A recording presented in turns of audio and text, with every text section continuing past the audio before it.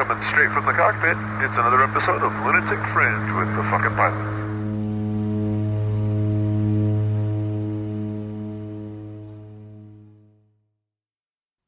Ready, set, go. All right. Lunatic Fringe back in the can for another edition of a PG, sometimes maybe PG-13, but still a PG-rated Lunatic Fringe. And I'm just going to dive right into it because I've kind of been on a family theme lately. I've been wanting to get perspectives from skydivers and their families as well. So who the heck are you guys? And what do you do? I'm Dunia, Omar Alhegelan's daughter. Awesome. Dunia, that's a really cool name. Does the name mean anything?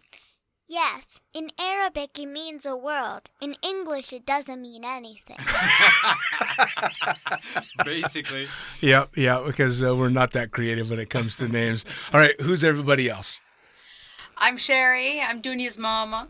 Hi, and I'm Omar. I'm Dunia's papa. All right, so we've got three lovely folks in here to talk about all kinds of crazy stuff, skydiving and doing fun stuff and some scary stuff and some interesting stuff, right? Well, Dean, listen, right before we jump into this, first of all, I want to thank you very much for having me back and inviting the rest of the family. It's an honor and a pleasure to be here. And if you don't mind, I would like to mention a couple things. Please. That I totally messed up with last time. Yes. So last time you asked me about what was the name of the tandem master at Everest Skydive. And it's a wonderful guy by the name of Anton Gilev.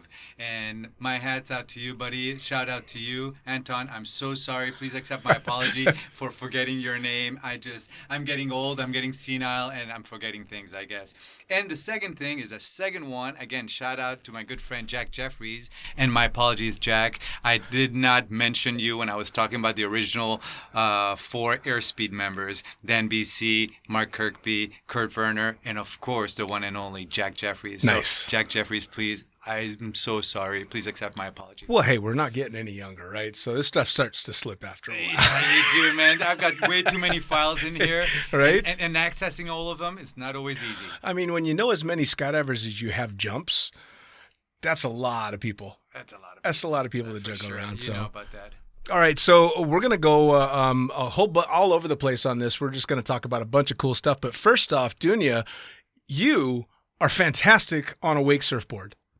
Thank you. Was this something that you got started doing because we were all real bored and doing the COVID thing for so long? No. So you've done that before? Yes. When's the first time you did it? I think the first time that I did it was when I was 8, I believe. Like 8. And one time I just went with my dad to try something new. Cool. And so I started off on the same board as him, and it was really fun. Awesome. And you're how old now? I'm 9 years old. 9 years old. So you started maybe a year ago. Yep. That's very cool. Do you think you got the enjoyment of doing some of the crazy stuff because of mom and dad? Mostly dad, but yeah. Mostly dad. Sensibility from mom. Yeah, fair enough. Speaking of mom, so what's your crazy streak? What kind of stuff do you get up to? Oh, good God. I'm a skydiver also at heart, although I've given it up many years ago. But every time I'm around skydiving, it's just an amazing sense that I have. It brings it back all around. I've said it over and over again, and most of the guests have on the podcast. It's the community is probably the biggest tie to the sport. Absolutely. That's the first thing that drew me to it, because when I went for a tandem one time, it rained. And I just hung around the drop zone and fell in love with the people and the mentality and just the energy. And I just kept going back. And I finally got the tandem, but I had already fallen in love with the sport. Yeah. I think at least for most of the people that I talk to, the addiction of the sport is so much more the hanging out after the jump or the waiting for the jump. Absolutely. So how did you two meet? Eloy, Arizona. Cheri, you want to tell them the story? I started jumping at the ranch. Okay. Fell in with a really great group of people there. The weather had started to change. It was around October. And a friend of mine, Punisher, had decided to go from Punisher. New York. Skydivers. he decided to get some work in California. I said, you know what, I need to get out of here. Let me come with you on this road trip. And we ended up at a pit stop in Arizona, in Eloy, and I met Omar that same night we landed, because there was a party, surprise, happening on any given night there. No, there's never parties in Eloy. In Eloy? No. No. I don't know what you're talking about. And that's it. I saw him, and the rest is history. And I was there for a week, and we just kept bumping into each other. I'd see him off in the corner, and the free fly corner, and Right. I just kept coming back. Now, what year would this have been? October of 2004. Okay, so you were Omar. You weren't just that guy Omar. You were Omar. I was Omar. All right. So, but she didn't know that, or did you? I was 20 jumps in. I had no idea about anything. How funny! It's so funny because you get into the sport, and obviously, if you're in any length of time, and especially if you're back from our time, you know these key people that did some amazing stuff. But it's funny how still segmented the sport can be that people just don't have a clue. And so early on, you start to then become aware by the videos and the talking and the people that you meet that, yeah, there are some... You look up on the screen and go, wait, that's you? Yeah, exactly. How cool is that? Yeah, it was pretty cool. Did you use that to your advantage? Not really. so For me, humble. I'll be honest with you. It was love at first sight. Awesome. I was smitten. And people around the drop zone figured it out because one place I never go to was the bar. I don't drink. I'm not a drinker. Right. I never go to the bar. I'll go to parties. I'll go to people's houses, trailers, so on and so forth at the drop zone. But the bar wasn't my scene. And then all of a sudden, like 2 nights in a row, I'm hitting the bar. Why? For the chance to see Cheri. Because I'm like, okay, where is she? Where can I find her? Okay, she's probably at the bar. And I'd go to the bar and I saw her. And the rest was history, as they Nice, say. nice. Now, Absolutely. so did you stayed in Eloy for a while, or how did that work out? I was there over the Halloween boogie for 1 week. And like he said, he came into the bar, and I never went back to the bent prop. And then I continued on with my travels, but I kept coming back every month. And by February of 2005, I was living in Arizona. Oh, wow. So now you were a relatively new skydiver. Yeah. Most people know where Omar got his start, but you started jumping in the ranch. Yeah, in New York. What made you decide you wanted to make the first jump? I'd always heard about skydiving. I never knew you could actually look in the yellow pages to find a skydiving DZ around you. All right. So I just had met somebody who knew some skydivers, Eric and Emma Finn, and they brought me along to their world of fantasy and the drop zone, and that was it. The rest, it called me. Nice. Just kept going back. Nice. And for you kids that are wondering what yellow pages are, is before the Google days, Right. before search, we actually had books. And they were called the yellow pages, and whenever you wanted to find something, you flip through them. flipped through those books. Yep. That's a waste of time. It is a waste of time. Well, but guess what? We didn't have computers back then, so we needed those yellow pages. You want to hear Trust something me, they even saved our crazier? time. When you found the phone number you wanted to call, you had to go to the phone that was attached to the wall to make the call. Why was there a phone attached to a wall? Because it had to be wired into the wall, which meant you had to stand up next to the wall to have a phone call. Ew. Why? Because it was a long time ago. That's How many people touched that phone? Exactly. That's a good point. Boy, we live in different worlds, don't we? We live in really different worlds. When I was 9 years No old, big there deal. was no way I would be saying, "Who touched that?" right? Are you kidding? Like, hey, there's a phone. I'm pretty sure I just started doing that a couple years ago. Well, if you're talking about how many people touch that, imagine the payphones in the street oh, that we used to use. God, What's yes. a payphone? Payphone is it's actually much worse. A payphone is a phone bolted into a big booth, a glass box that you'd have to go put money in, like quarters in. Usually like in a street corner. Yeah. And then stand there with everybody looking at you while you're on the phone that's bolted to the ground. And then you had to have a whole bunch of quarters because depending on how far or where you were calling, you had to keep feeding the machine with quarters. Yeah. That's not fun, right? And none of those phones had games on them. Nope. Nothing. No. No screens. You can make No a little screens. music with Nothing. the buttons, tones, but that's about it. I'm old enough to remember when they didn't even have buttons. They had this little dial thing, and you had to Rotary dial. long time ago. Long time ago. Lines were the worst. So, what did the family think when you started skydiving? Yeah, they weren't too much a part of my life at that point. It was just just kind of doing your thing then. Yeah, exactly. All right, cool. Exactly. Cool. So then the transition to Arizona was pretty easy Absolutely. easy decision to make. Yeah. No, So- I was making them at that time. What were you doing for work and life before you started jumping? I was living life. I was Just just living? enjoying the moment and kind of rolling with it. Nice. Did you still live with your parents? back No, then? no, I was. Then how did you afford an apartment? That's a Life, good baby. question. I You roll like with this. the punches and you figure it out. Yep. You just kind of go with the flow. Did you still have an allowance? Exactly. I was living off of the allowance that I saved from my early years. Nice. So once you hit Arizona, you were jumping pretty active. Did you start working out there? How old was I? I was 30. I did my 30th jump on my 30th birthday. So Oh, cool. all of these little things, you just kind of, they're whispers in life, right? That let you know you're on the right path, you're in the right area. And, Sure. And doing the right things. So, I started massage therapy when I went out there. I took a course and just kind of living the... That's a good Gaylord that's a life. It was good gig to fantastic. have at a drop Absolutely. zone. Absolutely. Man, oh man. Well, we were just talking before the podcast how beat up we are. We definitely are, aren't we? Having a massage therapist around is a good thing. The skydivers and the retired Yes. communities. Yeah, absolutely. Well, in Arizona, absolutely. Everybody, all the snowbirds trying to stay out of the cold stuff and a bunch of beat up skydivers. Exactly. Oh man, paying penance for past sins for sure. I've got all kinds of aches and pains. It's amazing having a mom who's a massage therapist. I can imagine. My dad and I get sore all the time. Well, so how come you get sore? Because I know you're wake surfing. What other stuff are you doing? I do jujitsu before coronavirus. I also did diving. And also, I had this one. Oh, yeah, wind tunnel. I'm also doing wind tunnel. I'm learning how to sit fly, so my arms are very tired. That's rough, isn't it? It's difficult. Now, I've seen you in action in jiu-jitsu, and you scare me.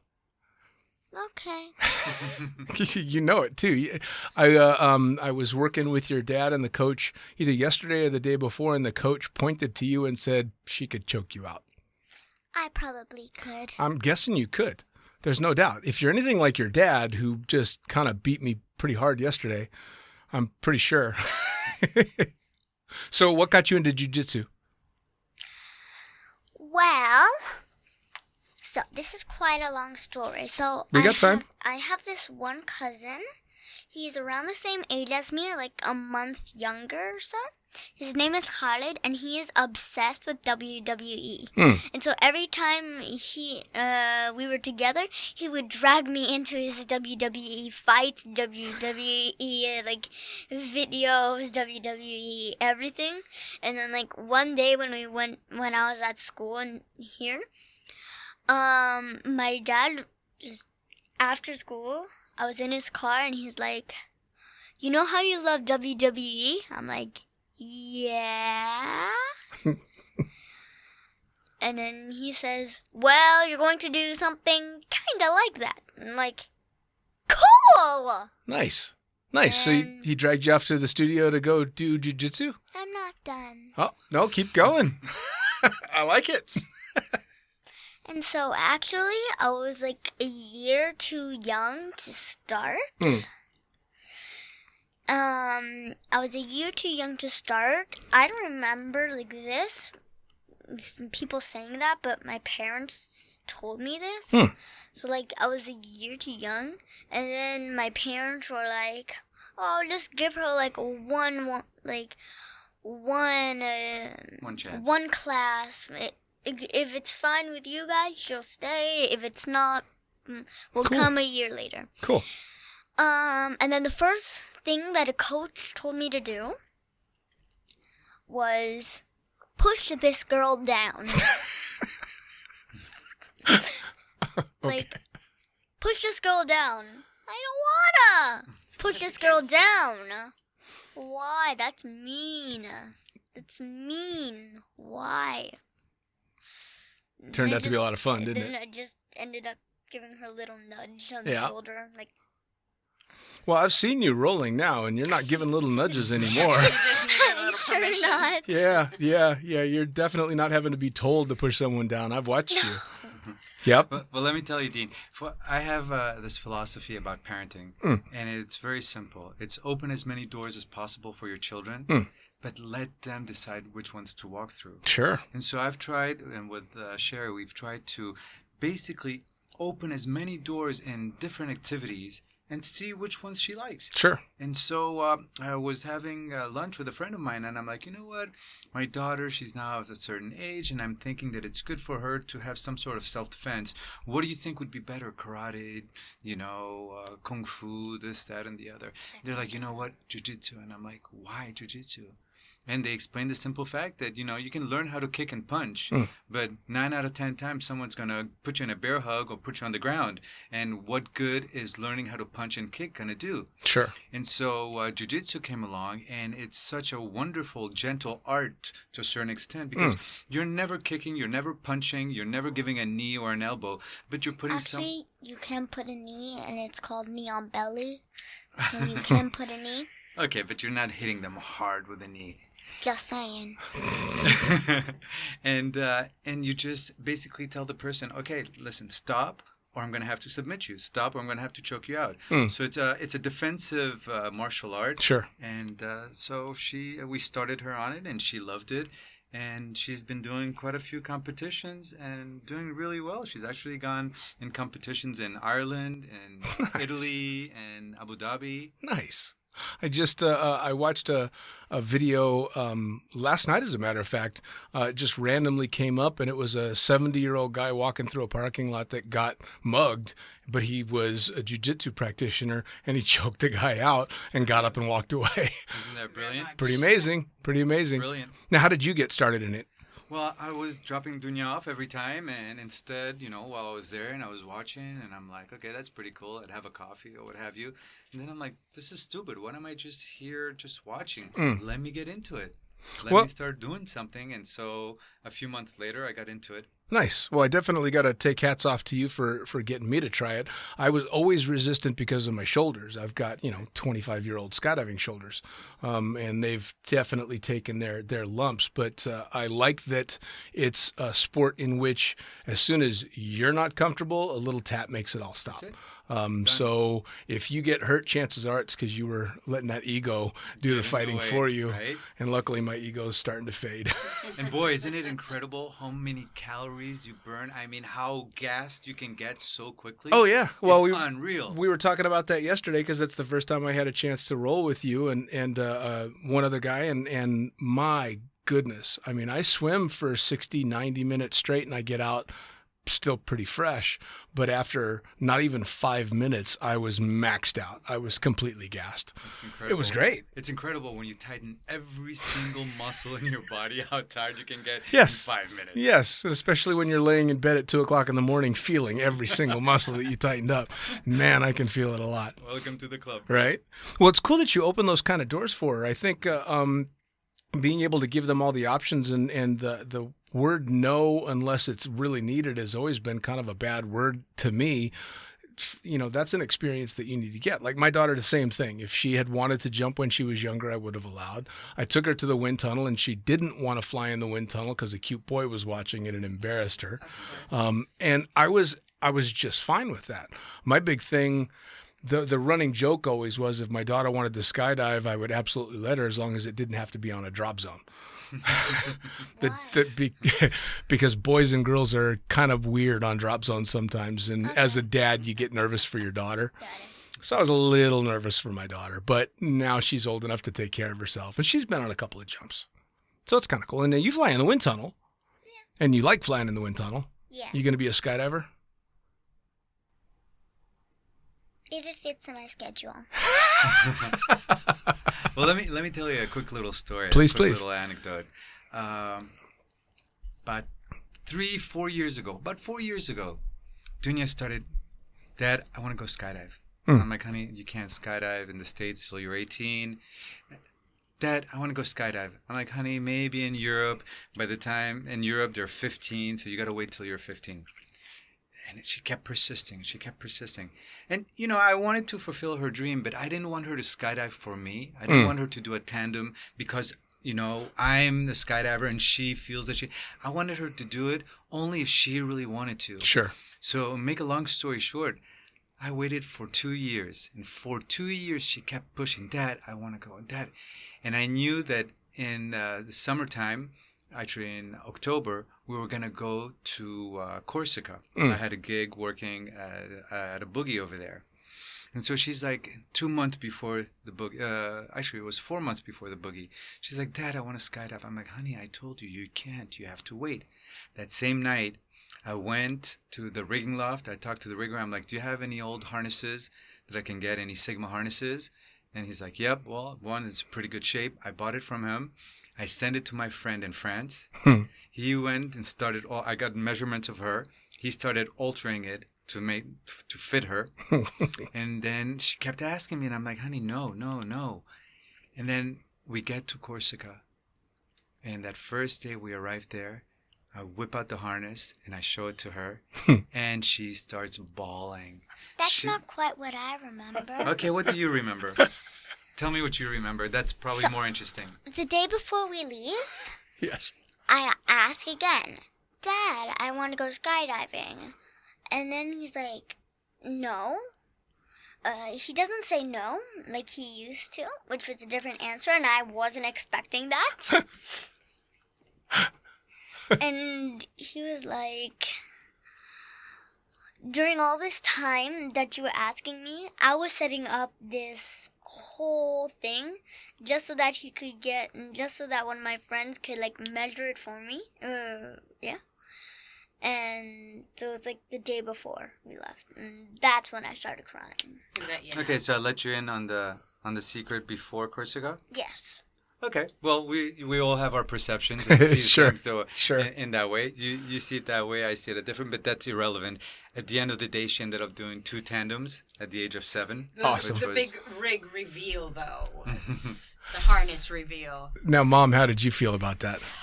Okay, so I was really excited, but it all comes back to me because I realized after the fact that my hesitation wasn't in fear. I mean, she was in the best of hands. Sure. Omar knows the best of people. Sure. There wasn't any safety issue for me. Hindsight afterwards, I really wanted to jump. I really wanted to be there for her first jump, and I wasn't prepared. I'm not current. I haven't jumped in years. Sure. But the thrill that I saw on her face when she landed and I know that feeling that she was feeling, that Sure. was beyond anything. And especially at that age.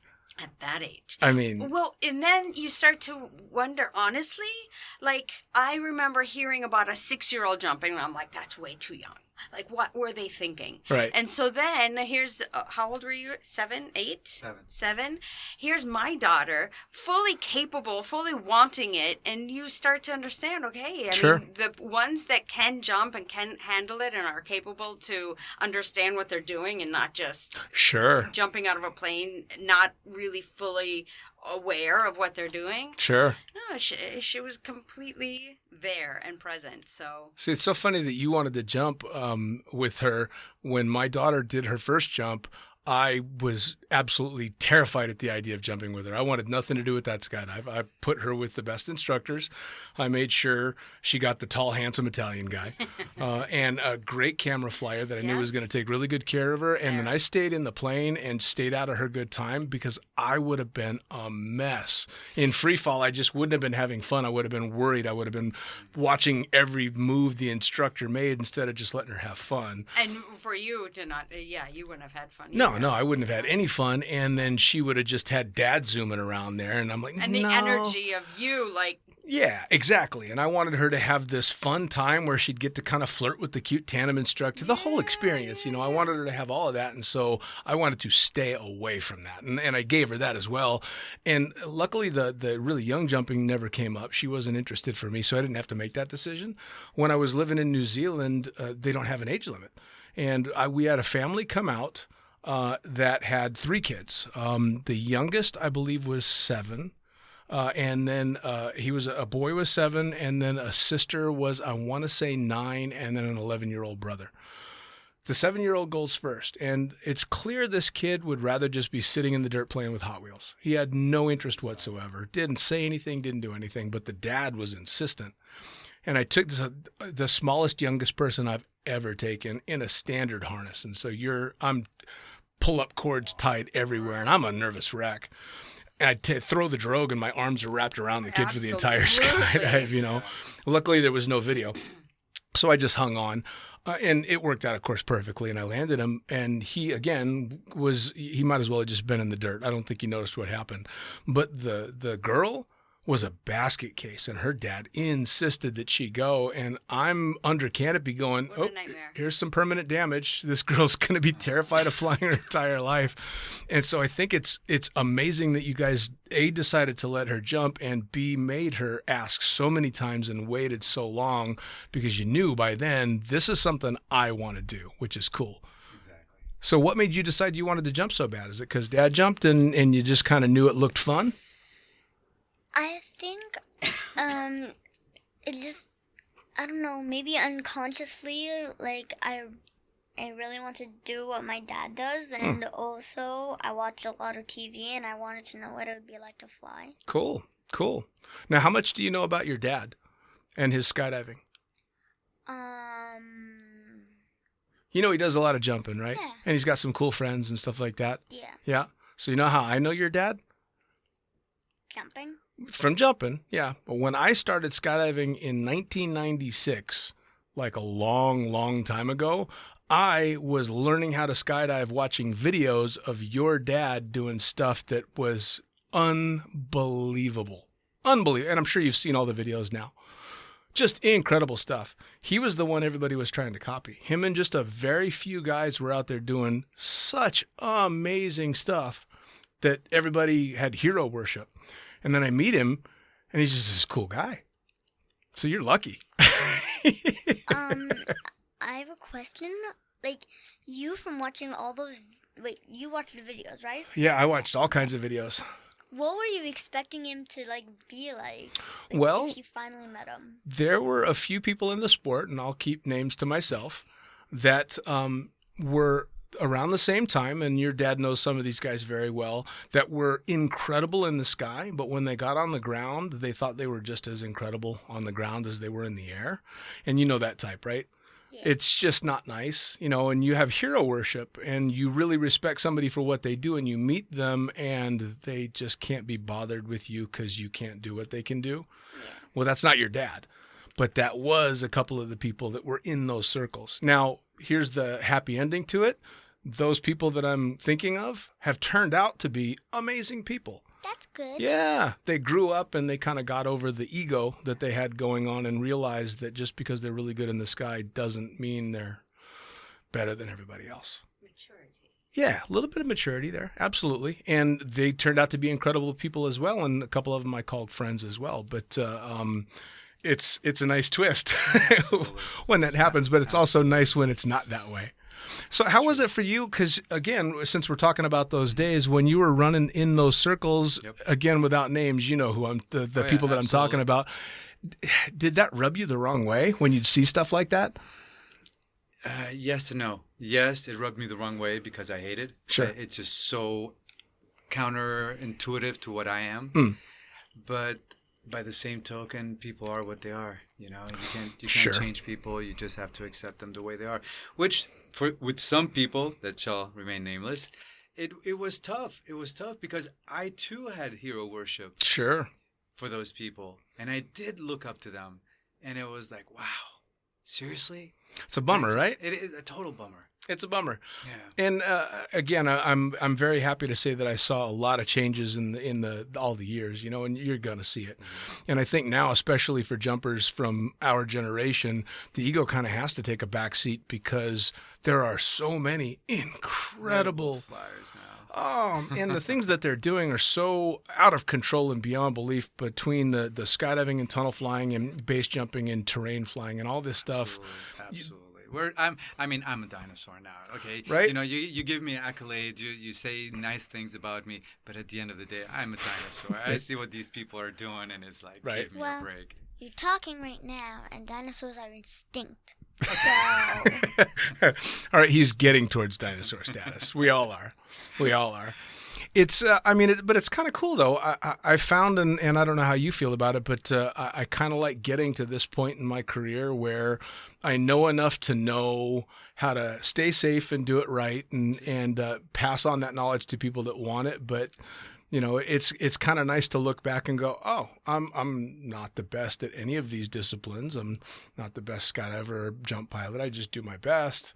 It's nice to know you don't have to go crazy trying to, keep those medals rolling in or anything like that. Exactly.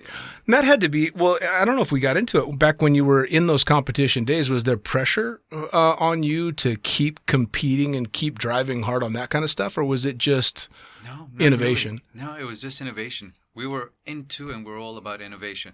In the early days, of course, it was all about trying, you're innovating, so you want to be number one as well. And definitely getting the first World Cup and the first World Championship was most definitely a goal. Yeah. First competition, second place, third competition, third place, and then finally the fourth and fifth were both first place. And so that was very important for me.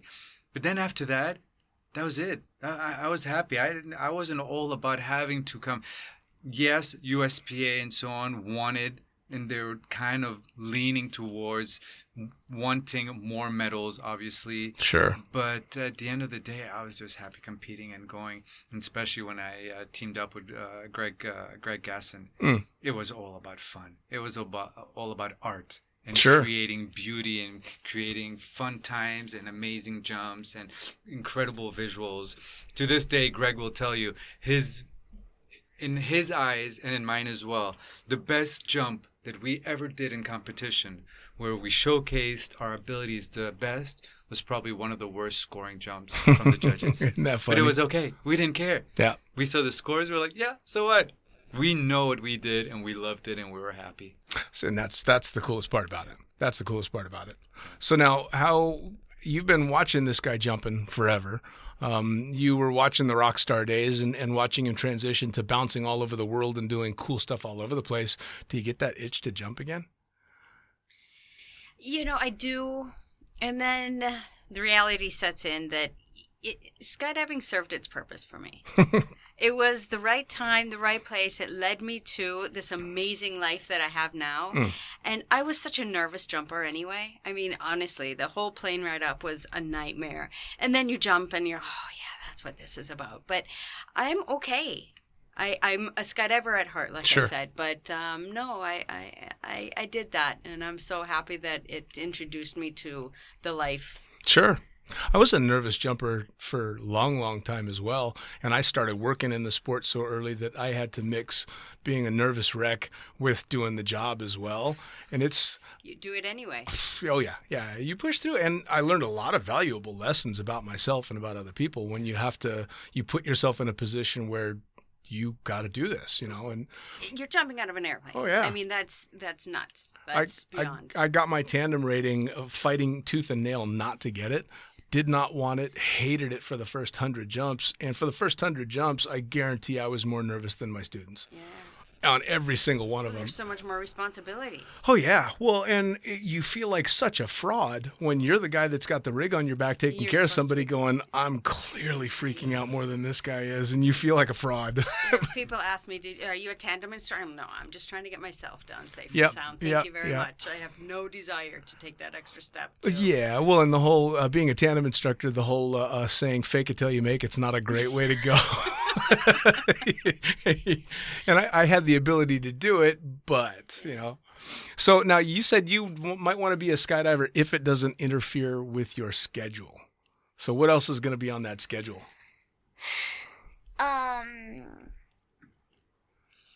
So my dreams, I'm not sure if this will happen, but That's what dreams are for.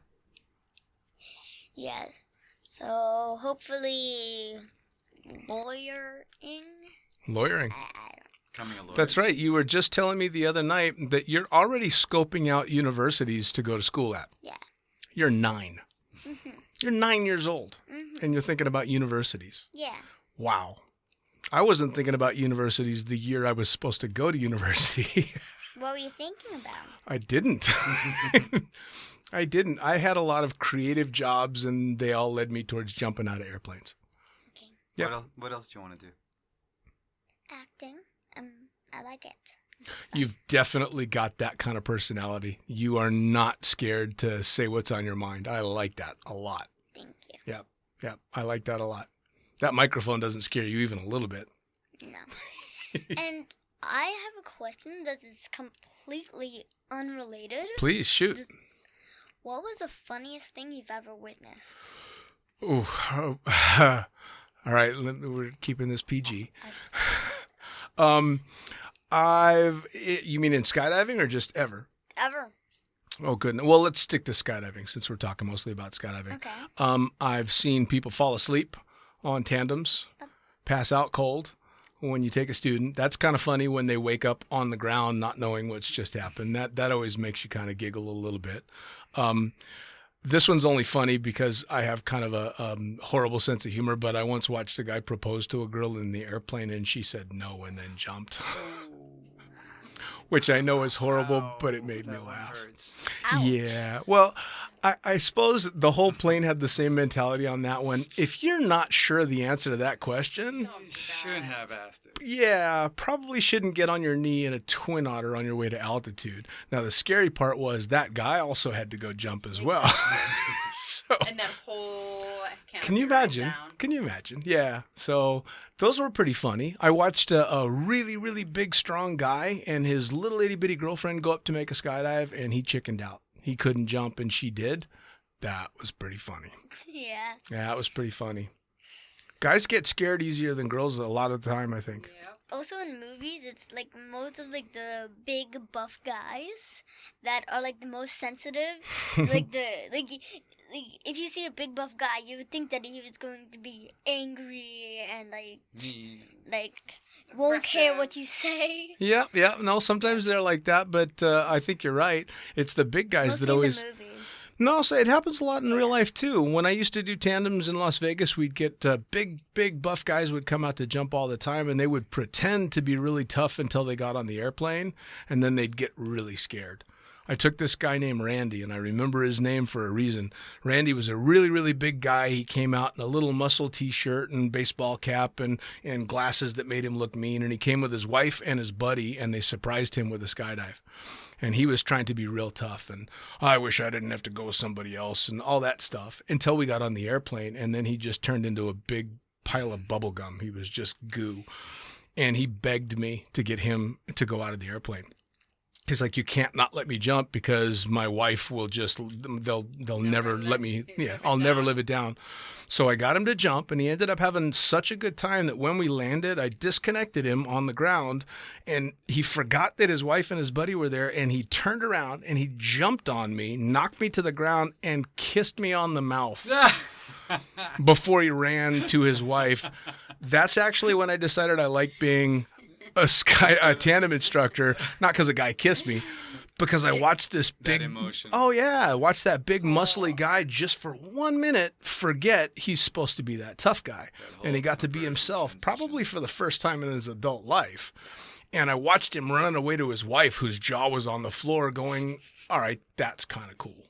That's amazing." So that's one of the funny ones too, is having a big whiskery guy kiss me on the mouth. I wasn't expecting it. Mom, what's yours? Oh, you'll have to come back to me on that one.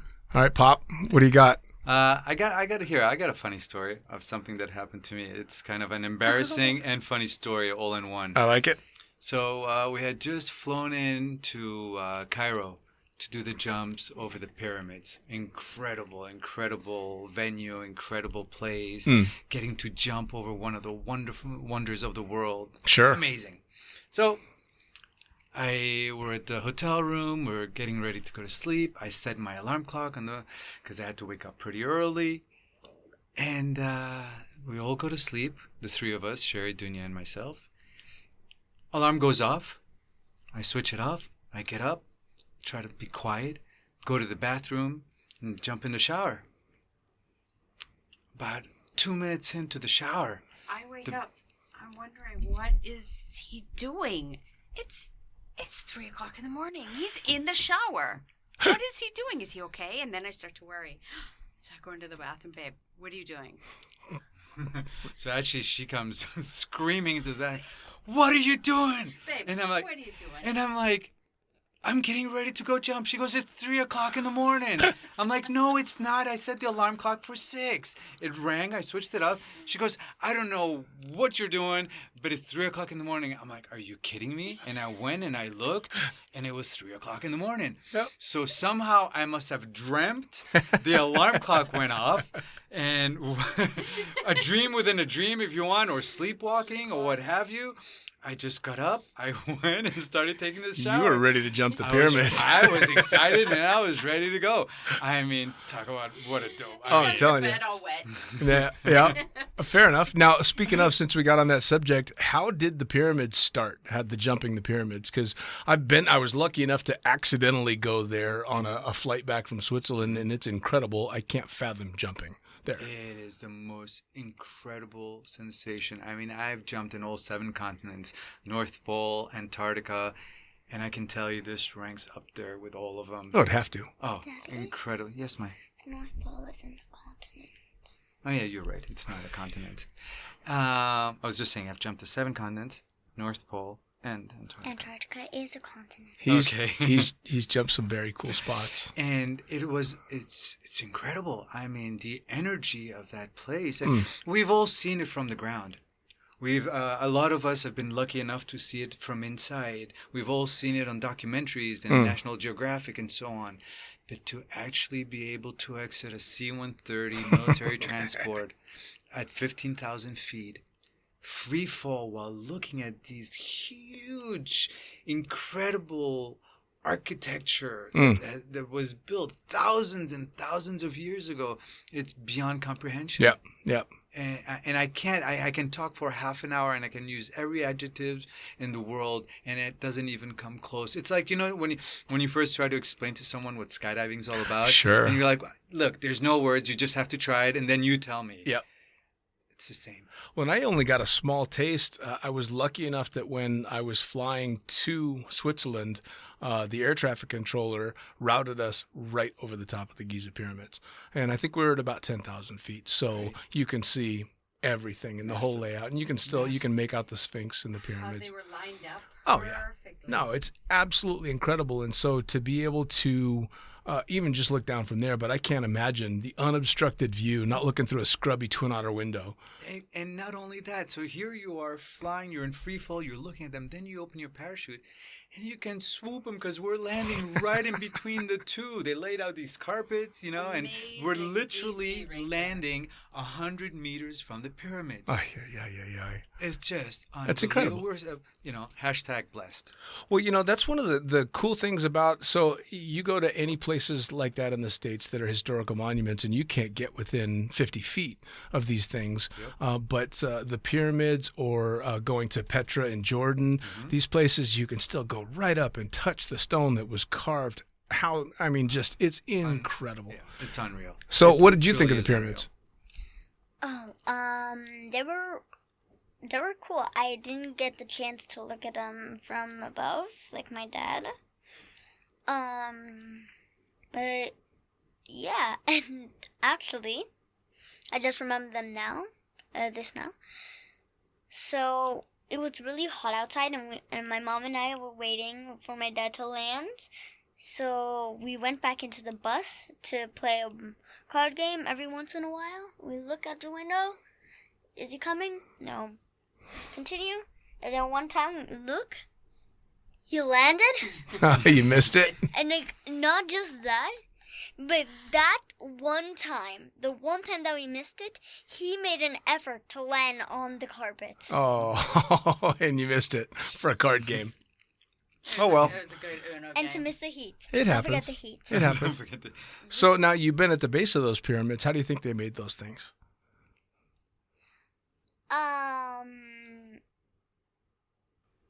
How can I describe it?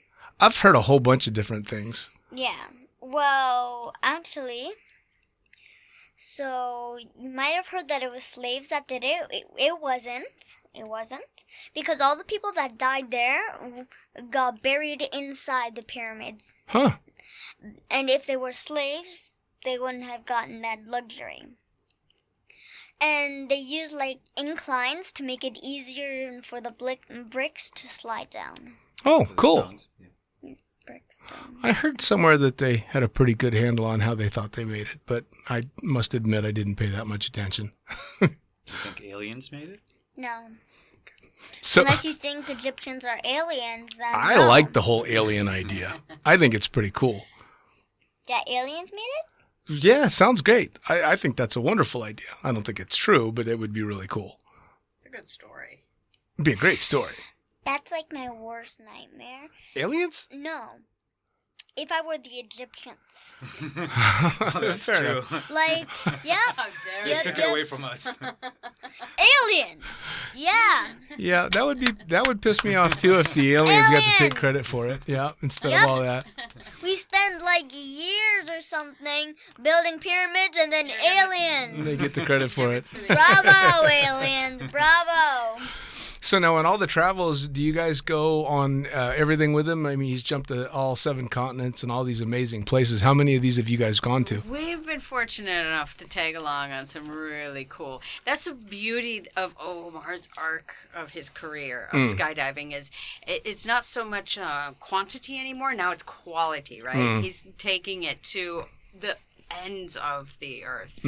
Everest, I think, is one of the highlights still. Yeah, I mean, yeah. we went 2 times, Omar and I together, and this past year we took Dunia. That was the dream that we'd been looking forward to. So that was really cool to have her along on the canopy in the mountains. Oh, yeah. Experience. Egypt, we went to Corsica, like you mentioned. Where else, Dunia? So I was just going to say something about Nepal. Yeah. So at first my mom was really excited about me being able to go there. But then when I was actually there, her mother instincts started kicking in. I mean, What are we you're doing? on a mountain. Like, Yep. It's Imagine, you've been there. Oh, I've been there. You know And- what that hike is like. Oh, we yeah. were very lucky because we had a doctor and a nurse Absolutely. with us.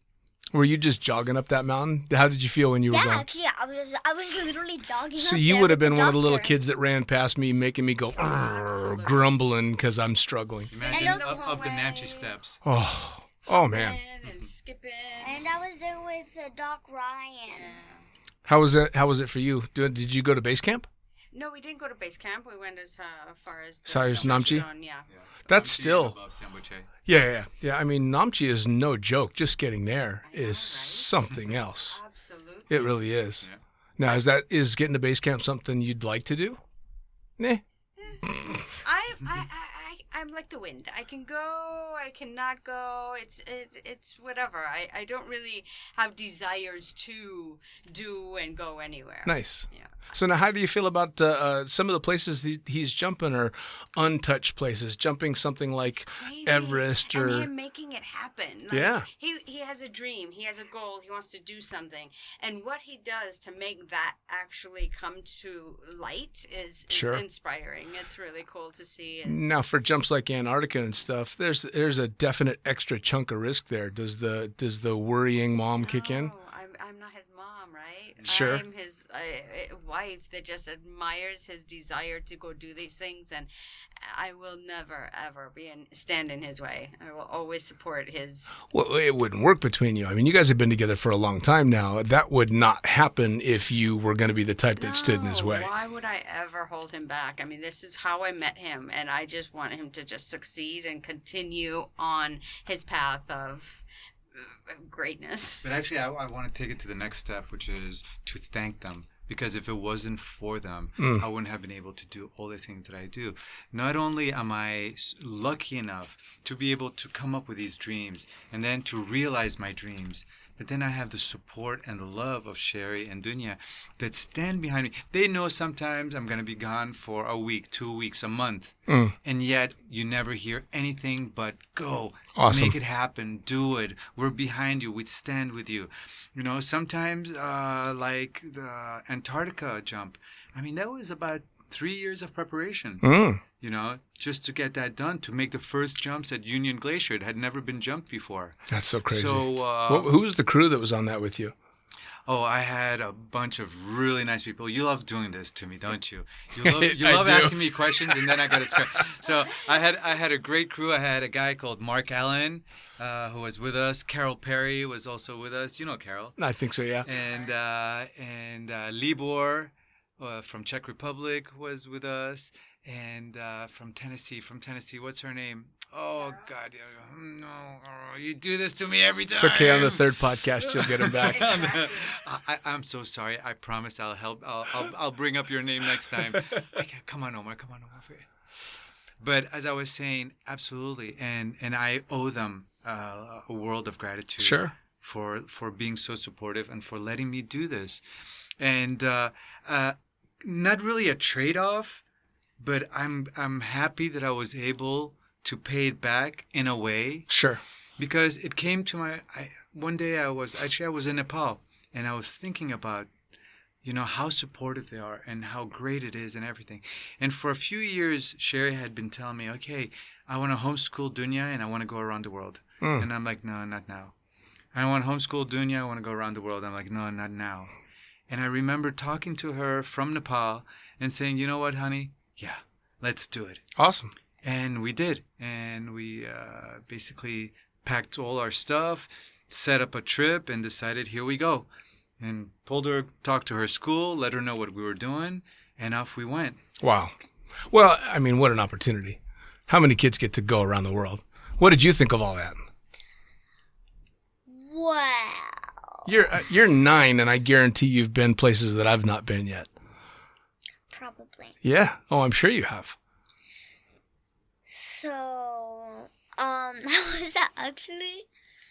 it was like mixed emotions, because for some reason, I was just thinking about jungles. Like when they mentioned the world tour, I was just thinking of jungles. I don't know why. Okay, fair enough. Area. And also, at school, I had this best friend. Her name was Ava. Mm-hmm. And so, yeah. Tough to say goodbye to Ava to go travel the world? Oh, not just that. So, like, we said goodbye, and then, like a quarter of the way through of the world travel, my mom comes up to me and says, Dunia, Ava has left Dubai permanently. Oh, no. Yeah. She moved to Singapore. But what started off our whole year of travel was going to visit Ava in Rwanda. So it was... That works. I mean, we got to see... Yeah, Rwanda was Incredible. pretty fun. We did some zip lines, or was I here? Yeah. Yeah, you did. in Rwanda we did many so zip many lines. things. They're like zip lines with the monkeys, or was it with like birds? No, that was in Thailand. Sorry, With the get monkeys and the confused birds. a lot. It's okay. Anyways, If we you've been so many places that you get one cool place confused with the next one, I'd say you're doing pretty good. I'd say you're doing really good. Yeah, going. yeah, it was super fun. They had this like, have you ever watched Toy Story? Of course. You know, like the Slinky dog? I do. Like that type of dog? Yeah. They had that type of dog, and he was Awesome. adorable. Awesome. Mom, Mm-hmm. tell them about the gorillas. Oh, yeah. Omar and I had the opportunity to hike through the jungles of the border of Rwanda and Congo. in the Congo. To And the mountains there. in about an hour in, we were maybe with 6 or 7 other people on a small tour because they only allow one a day. You start to hear a rustle around you. You're in the jungle. You're like, what could that be? Is that a bird? No, those are the apes that you've just encountered. Wow. You hear them, you feel them, and then all of a sudden, there they are right there between from where you are sitting to where Oh, wow. we are sitting. Wow. Silverback gorillas. Doing Really? their thing, not giving a care to us. I mean, obviously they knew we were there, but it was just so cool to see them in their natural habitat. And they're It's- protected there, yeah? Yeah, absolutely. But it was so humbling to be in their turf. Oh, yeah. And you're so small. You see him. This guy, can just destroy you. Oh, yeah. With a blink of an eye. But to be next to them, to be next to such beautiful nature in their habitat, was beyond humbling. Oh, it had to be. Was It had to be. incredible. The only thing I have like that was being able to do a dive, an open water dive with bull and tiger sharks in Fiji. As I was lucky enough to live in Fiji for about 8 months, jumping out there, and spent the last 2 months I was there doing nothing but scuba diving. And they have this amazing dive spot, and it's called Benga Adventure Divers, BEQA for anybody that's interested in going. And it is ridiculous. You go down, and at any given time on their deeper dive, there'll be 60 plus bull sharks, and you're open water swimming. And if the tiger shows up, they have a tiger called Scarface that's, I want to say 17 foot nose to tail. And they call her Scarface because she had fishing line caught on her. And when she shows up, everything else leaves. Right. And she's the slowest swimmer because She she doesn't have to doesn't be need to fast. go fast anywhere. And it's, everybody's like, were you scared? Were you freaking out? And no, I was stunned. I was just in awe because I think it's with the gorillas. You realize if they want me, there's nothing I can do. So I may as well just sit back and be amazed. But also, have you ever heard of a shark attack in the deep? No. It's always at the surface. Oh yeah, although I Come did just watch a comedian that said a great bit about shark attacks, and he was saying something about it was a heavy year for shark attacks, and someone says, yeah, all the shark attacks happen in shallow water at the shore, and the guy's like, yes, that's because that's where the people are, in shallow water. Fair enough. He's like, 90% of shark attacks happen on the shore. That's where the people are. And seals too. So come on, give them some credit. Yep, They yep, are yep. after the people. I did the swim from every year they have the Escape from Alcatraz triathlon, where you swim from Alcatraz Island to mainland in San Francisco, and they warn you about the current, the cold water, and the seals, but they don't warn you about the fact that Northern California is a great place to find great whites. Yep. Whoo, that's a nervous swim right there. Oh, and also, I read this somewhere. It's acting. The sharks don't really mean to eat the humans. It's just because they're used to eating seals, and they don't have like the great eyesight as we do, and also because underwater it's harder to see things. Sure. Yep, they come up to take a nibble and taste, huh? And they think that we are like the seals. Yep. Well, you put some silly guy like me in a black wetsuit and go do a great impression of a seal. Chances are, yeah, I'm asking for a little bit of trouble. Tasty.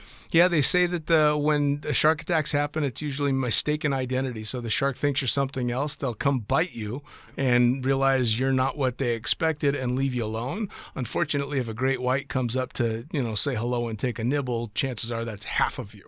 So Exactly. But could you also imagine, the tonic state that you can put them in? yes. Isn't that beautiful? Oh, Where yeah. You can just put them in this state of just in your lap. Oh, yeah. No, it's absolutely incredible. More It really is. females than male. There was allow the recent video of the young lady that swam with the largest great white ever recorded, and that shark just doesn't have a care in the world. She swims up to him and pets him and this and that. And again, I think it's the same thing. You just realize this is not skydiving. I have no control here. Absolutely correct. So what's the next big adventure? You guys got any plans once? Getting through Corona. Yeah. Just the waiting game of it all.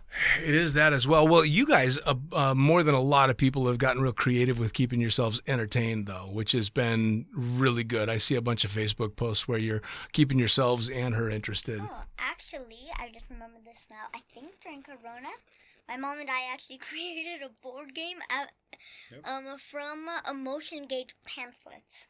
Oh, We nice. were invited to go to Motion Gate with her best friend who was visiting, and it was just at the beginning when it was hitting, and we didn't know anything about the crowds. We just heard, let's just kind of hibernate for a while, and so we didn't have the opportunity to Right. go with them, and so we had the pamphlet. I said, okay, so Made a board game out of it. yeah. And we had one also in Chinese, so we had double the images. Oh, nice. Well, it's keeping it creative is the big thing, right? Because especially with people like us, boredom does not sit well. We want to be out doing something, even if it's something silly. So when somebody says the only thing you have is the couch in the living room, it can get interesting. We started doing the little D minute classes, and so we would do these minute to 3 minute videos where little tutorials where she'd be teaching magic tricks. I saw one of those. Forms, cooking, you name it. Well, and she's joined in on the challenge that I threw to you. For anybody that hasn't seen you on Facebook, doing the 25 push-ups a day for 25 days for PTSD and stress and anxiety, which I think is a great cause. In fact, you'll find this interesting. I got a great message from someone who had seen me doing the challenge, and I won't mention names, but she had said that her son, who I think is 14 or 15 years old, deals with major anxiety and has a lot of problems that way. And saw the videos and kind of got inspired to talk about the fact that he deals with that, which is huge. I mean, if me doing something silly like a bunch of push-ups can get some kid to go, hey, maybe I should talk about this, it's a big deal. And so to see you two and Dunia, come on, really? You doing push-ups and clapping your dad's hand in between push-ups? Yeah. Man, you're like sometimes, like during the day, just randomly at random moments, my dad's like, "What cool way can we do push-ups now?" It's awesome. It's figure out good. a new way to keep it excited. Yeah, you got to keep it interesting, right? With a look like, what way? What way? No, I just like the fact that you joined in on it. You're gonna be a little rock star. And honestly, people might think otherwise, but it's all her. It's not that I say, oh, okay, come on, Dunia, you have to do these with me. She just pops up and it's like, okay, I'll join you. Oh, yeah. The first time, actually, but then I realized, oh, this is kind of fun. Yeah. Well, again, I've seen you do jiu-jitsu. I don't think you're going to be too nervous about anything like that. You're going to be just fine.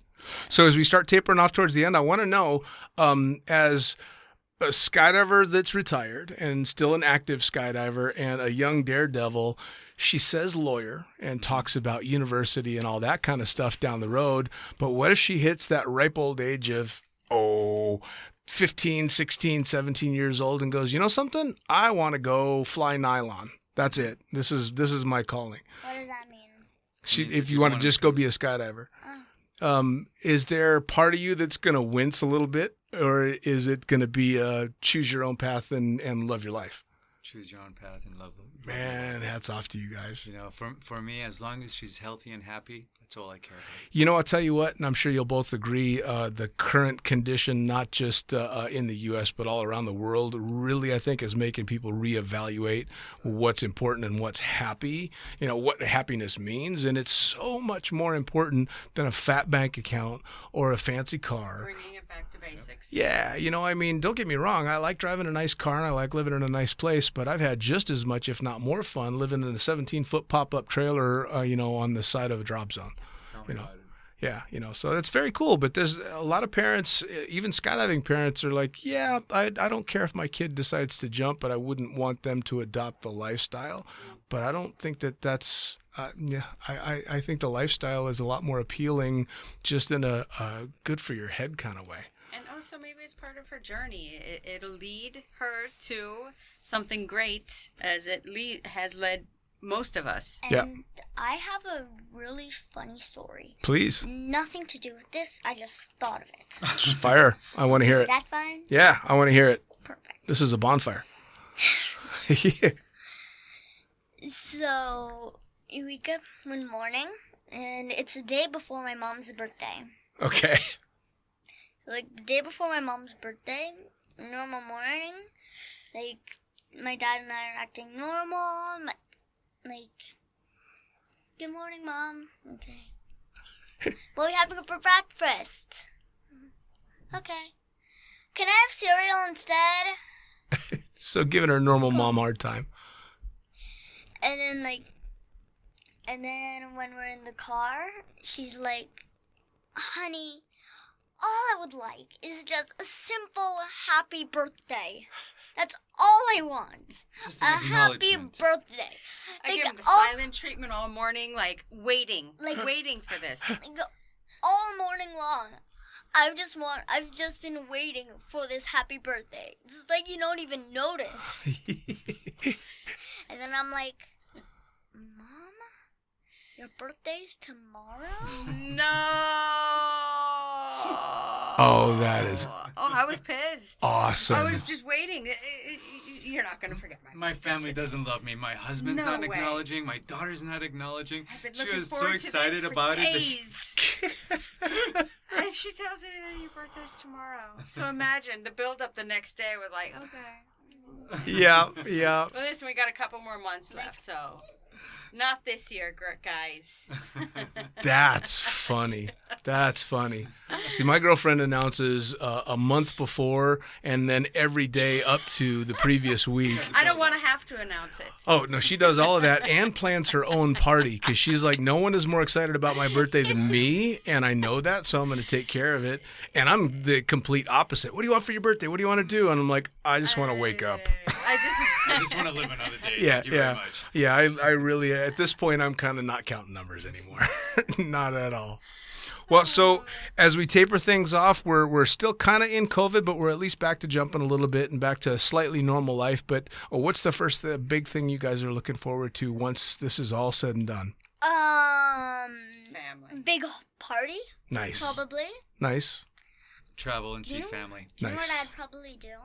What's After that? COVID, I would like look back and see all the things that we didn't do them all at once. Like do them all at once. One big list of things, huh? Like, when will I need this? Let's burn it. Yeah.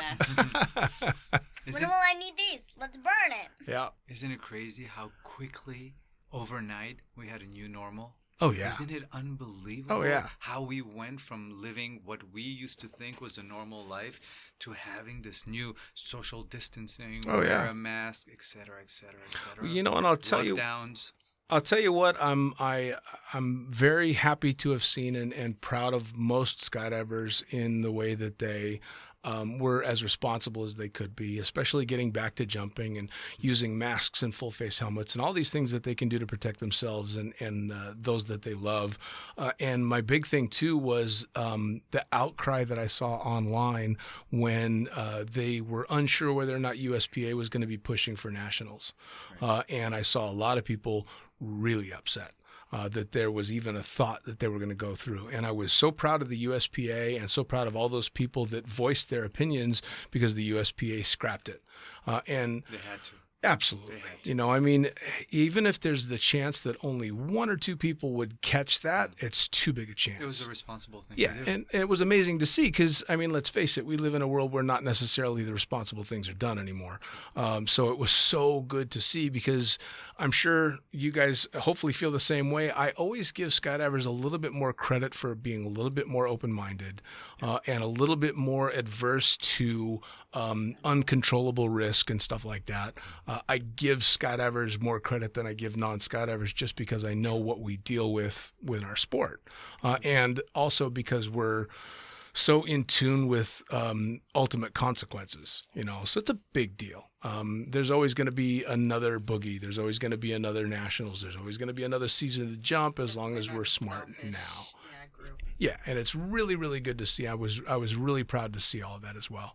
And I'm like you guys, as soon as they uncorked this thing, because I was supposed to go to Nepal again this year. Right. I was going to go back up there. In fact, I've got a new goal I want to talk to you about because you've climbed Island Peak, haven't you? Yes, sir. All right, I want to do Island Peak, but I want to do Almedablam too. Well, that's a different proper ballgame. Yeah, but I want to do proper climbing. I want to go back and do Island Peak because I know that that's one of the Himalayan bunny slopes. It is. It's exactly that, and you know what? It's hard as. Oh, it has to base camp kick my butt. Are you kidding me? Ay. Yeah, it's no joke. It's no joke. When you're getting up to 21,000 feet, it's no joke. Yeah. No. Well, even when I was there, they had an expedition go Almedablam, and they got caught in a little bit of bad weather. Not even anything too particularly bad. And one guy had really bad frostbite that he ended up having to deal with, and that's off of one that's supposed to be a manageable climb. Yeah. I don't know the definition of manageable. I don't think anything is a technical climb. Yeah. Because you not not only have the hardcore altitude and the actual, but you have technical climbing. I've watched, there's a video loop that runs in my gym all the time, and it shows the technical portion of that, where on the ground it would be a proper 5.7 for climbing. I mean, you're roped up and it's hand over foot proper climbing at more than 20,000 feet. If you don't count the altitude, it's, and I know alpinists are going to laugh at me for this, but it's easier to do Everest than it would be Amat Blanc if you don't count the death zone. I don't think there's any argument that Everest is not a technical climb. No, it's a slog, and it's danger of altitude and weather. 100%. Yeah, so it's not technical, but Amat Blanc for sure. It sure is. Hey, all the more power to you. Yeah, well, Awesome. We'll see. That's We'll great. see. That's my daydream. Hey, man. So we'll see. Turn it into reality for sure. Absolutely. Well, we're going to push for it anyway. Yeah, I like it. What? I like it. Anything left? Any more stories? Anything to say before we fade out? Not really. Any Thanks questions for having Dean? us. Yes. Oh yeah. What do you got? Why do you have a tongue piercing? Edit. And we're trying to keep this PG-13, so let's just say it was a silly choice that I made a whole lot of years ago, and Jewelry. it's stuck. It won't come out. I can't get it to come apart. You know, some people I have a pierce their ears. There. Like, if you drink something, Uh-huh. if you does it like get stuck on it? How would you clean it? That's a good question. That's a really good question. It's mouthwash. Yeah. Same. Okay. Yeah, just like an extra Like if it's like tooth. like if it gets rusty, how do you like clean it? Luckily, it doesn't get rusty. Okay. Yeah, it doesn't get rusty. Whew. And on that All note, right, on that, let's go. On that note, what the a great most segue to saying goodbye. the most PG-rated podcast I've ever managed to do, and we're finishing it off with that question. So there's a whole lot of people that are laughing right now, going, "Dude, just say it. Dude, just say it." But I'm not going to. Guys, thank you so much for your time. Thank you, Rockstar. Don't choke me out when we're doing jiu-jitsu, all right? Why? Well, and the way she said, "Why?" Yeah. Like that's such an angel. all right, maybe you got to let me practice a little bit so I can put up a fight. All right? Couple more Well, hours thank you so under his much for belt. having us. It's Thank you been a once pleasure again. and an honor Thank as you. always. And pleasure. we're having Guys. such a good time. Blue Time skies. flies, man. Absolutely. Amazing. Blue skies. Say it. Blue skies. Blue skies. Yes. All right, there you go. The first PG-rated Lunatic Fringe in the history of the podcast, but I loved it. As always, brought to you by the greatest magazine in the known universe, Blue Skies Magazine. Of course, head to blueskiesmag.com where you can subscribe to the magazine, check out all their cool swags, submit your photos, submit your article ideas, and snag up some great advertising opportunities. We all want to get out there and get our stuff seen. As for me, I am the fucking pilot. You can find me at thefuckingpilot.net where you'll find links to all the podcasts as well as both of the books that I've written, The Accidental Stripper and The Fucking Pilot Book, both available in digital and print with the audio almost done. And also Pussfoot. That's right. I've said it before. I'm going to say it again. Pussfoot.com. Check it out. It's a collective of a whole bunch of really cool extreme shit, great ideas for you in regard to skydiving and other sports, kind of this collective of extreme cool people. So check it out. As always, this is Lunatic Fringe Into the Void. Thanks for coming. See you next time.